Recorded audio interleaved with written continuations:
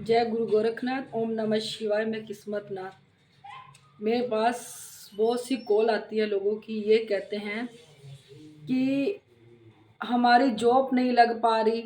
अगर हम कहीं पे जॉब के लिए पेपर देने जाते हैं, कोई 1 नंबर से रह जाता है, कोई 2 नंबर से रह जाता है, कि हम समझ नहीं आ रही, हमने दो दो तीन तीन बारी पेपर दे दिए, ऐसा कि हम सब कुछ ठीक करके आते हैं फिर भी हमारा नंबर नहीं आ रहा।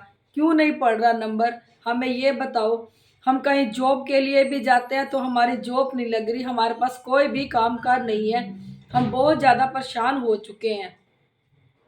तो इन सब के लिए मैं आपको ये कहना चाहती हूँ, जब आप जॉब के लिए अप्लाई करने जाते हो या किसी भी जॉब के लिए पेपर देने जाते हो, आप एग्ज़ाम देने जाते हो, तो सबसे पहले आप अपने ऊपर अपनी नेगेटिविटीज़ को चेक करें। क्योंकि जो ये नेगेटिविटीज़ होती है, हम लोगों को आगे नहीं बढ़ने देती। ये हम लोगों को जहाँ खड़े वहाँ से भी नीचे नीचे नीचे गिरा देती है हमें। दूसरा, अपने घर के पितरों को देखो।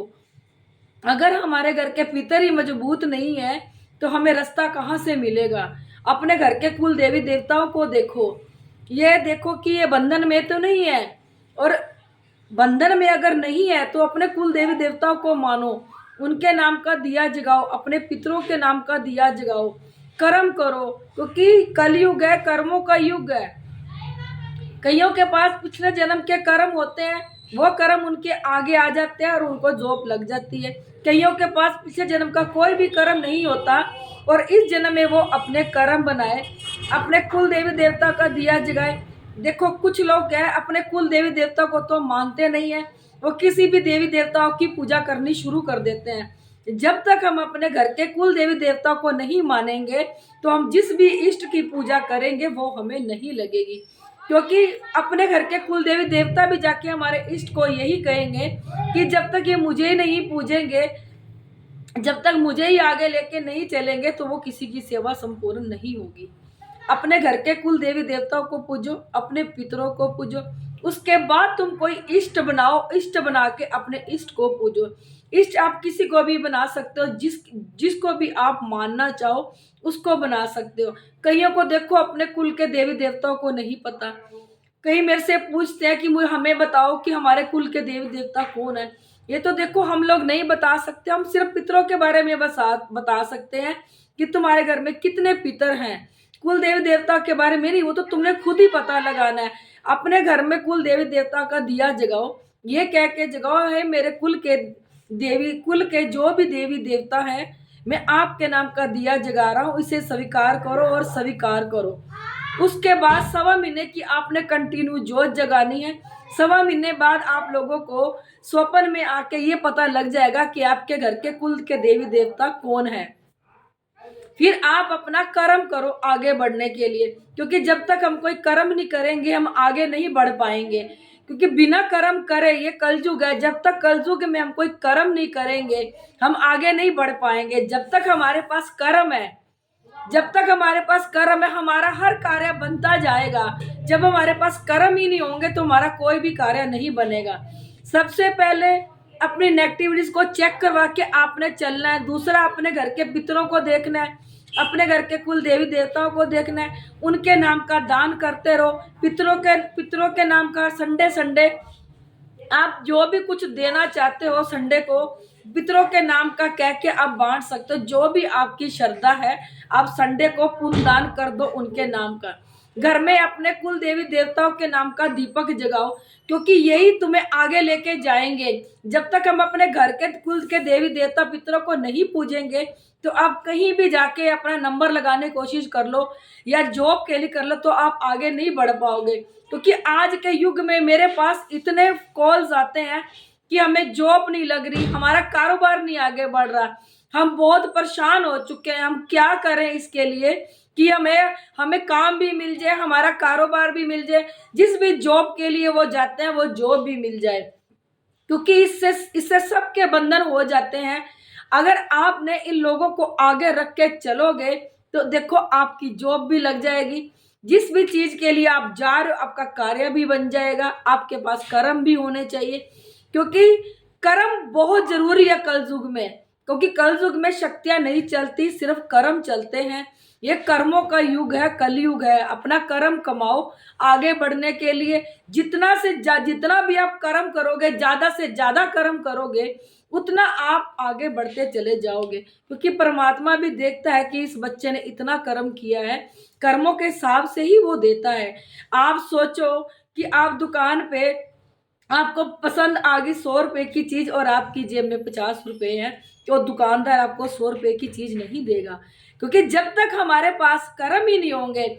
हम जा रहे हैं सरकारी नौकरी के लिए और तुम्हें मिल रही है प्राइवेट नौकरी। जब तक हमारे पास सरकारी नौकरी के कर्म नहीं होंगे, तब तक हमें सरकारी नौकरी नहीं मिलेगी, हम वहीं के वहीं रह जाएंगे। इसलिए कर्म करो, बिना कर्म के इस युग में कुछ भी नहीं है। परमात्मा ने एकमात्र कलयुग दिया है, परमात्मा का नाम जपो, क्योंकि हम परमात्मा को अगर किसी ने पाना है तो कलयुग में ही पा सकता है। ये कलयुग ऐसा युग दिया है परमात्मा ने पाने का। एक अच्छी गद्दी से जुड़ो, अपनी नेगेटिविटीज चेक करो, अपने ऑरे को स्ट्रॉन्ग करो, फिर आगे बढ़ो।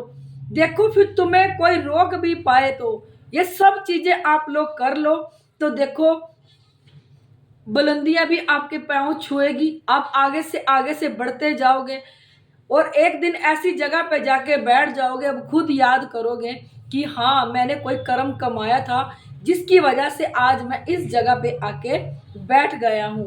देखो मैं अपनी हर वीडियो में कहती हूँ, इस वीडियो में भी कह रही हूँ, यहाँ पे गुरु गोरखनाथ और भोलेनाथ साक्षात प्रकट हुए थे। यहाँ पे हर सूक्ष्म से सूक्ष्म चीज को देखा जाता है, जो हमारे खून में रम जाती है, हमारी बॉडी में रम जाती है और हमारी नसों को ब्लॉक करना शुरू कर देती है। कईयों को तो देखो चीजों का एहसास होता है अपने अंदर, और कईयों को तो बिल्कुल भी ये एहसास नहीं कराती कि हमारी बॉडी में सूक्ष्म से सूक्ष्म चीजें बैठी हैं, क्योंकि ये इतनी सूक्ष्म से सूक्ष्म होकर बैठ जाती है, ये सुई के नाके से भी बाहर निकल जाती है, इतनी सूक्ष्म होकर बैठ जाती है। कईयों को ये एहसास करवाती है और कईयों को ये बिल्कुल भी एहसास नहीं कराती। कईयों के साथ स्वप्न में गंदे काम होते हैं, कईयों को काले परछाएं दिखते हैं, कईयों के कंधे भारी हो जाते हैं, कईयों की पूरी बॉडी भारी हो जाती है और अनेक बीमारियां ये अंदर ही अंदर लगा देते हैं, किसी को पता नहीं चलता। हम डॉक्टरों के पास जाते हैं अपना चेकअप करवाने के लिए, डॉक्टर को कुछ समझ नहीं आता तो अपनी तरफ से लिख देते हैं कि जाके ये अपना टेस्ट करवा लो, वो टेस्ट करवा लो।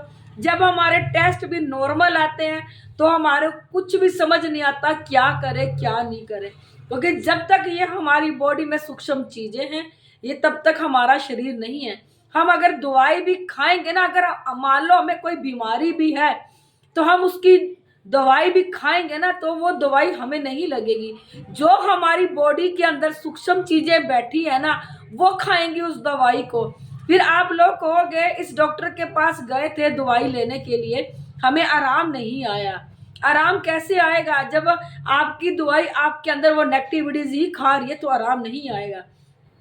फिर आप लोग एक डॉक्टर को छोड़ते हो, दूसरा पकड़ते हो, दूसरा को पकड़ते हो, तीसरा, तो ऐसे देखो अब कहीं भी आराम नहीं आता। आप हर जगह दवाई खा के थक जाते हो, थक करके बैठते हो, फिर सोचते हो ऐसा हम क्या करें कि हमारा शरीर ठीक हो जाए, हम चलने फिरने के लायक हो जाए, क्योंकि ये इतनी सूक्ष्म होकर हमारी बॉडी में बैठ जाती है।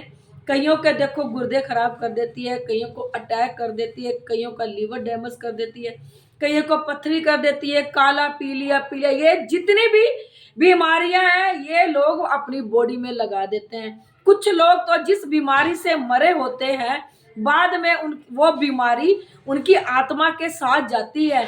आप लोग सोचते हो ना कि इसको बहुत ज्यादा बीमार है, अरदास लगाते हो परमात्मा ये बहुत दुखी है, इसको इस जिंदगी से मुक्त कर दो। नहीं, वो बाद में उससे ज्यादा दुखी है, क्योंकि जो बीमारी उसके शरीर के साथ थी, मरने के बाद उसकी आत्मा के साथ जाती है बीमारी, क्योंकि जीते जी तो वो तड़प ही रहा था, मरने के बाद वो उससे ज्यादा तड़पता है, क्योंकि मरने के बाद भी वो बीमारी उसका पीछा नहीं छोड़ती।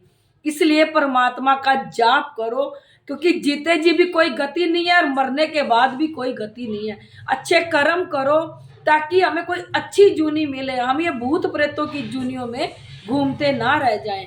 अगर आप लोगों को मेरी वीडियो अच्छी लगती है, इसे लाइक शेयर और सब्सक्राइब जरूर कर दिया करो।